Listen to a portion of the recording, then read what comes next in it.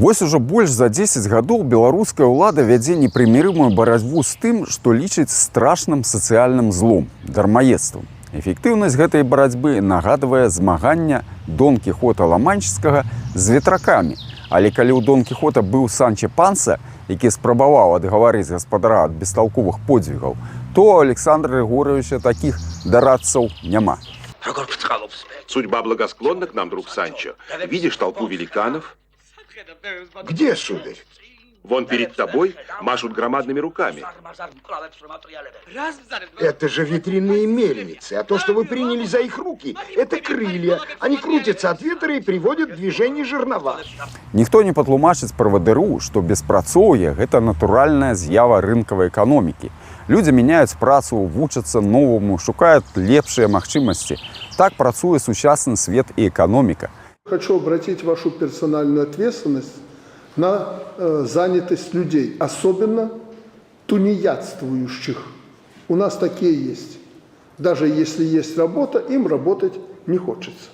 Ніхто не раскажа яму і пра безумоўны базавы даход, ідэю, якая фактычна з'яўляецца антыподам барацьбы з дармаедамі.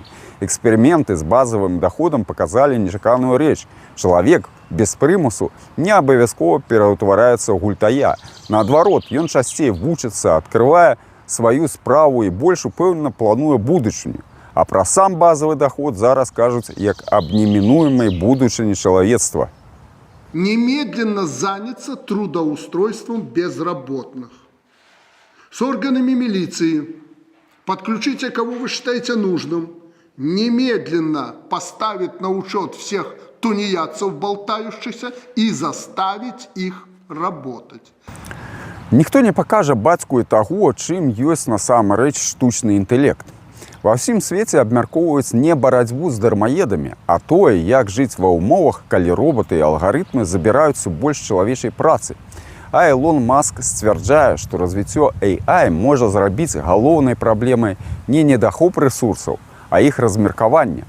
Але гэта там, дзе думаюць пра будучыню. Александр Григорьевич застаўся ў іншым часе. Там, дзе змаганне з ветракамі яшчэ лічылася подзвігам.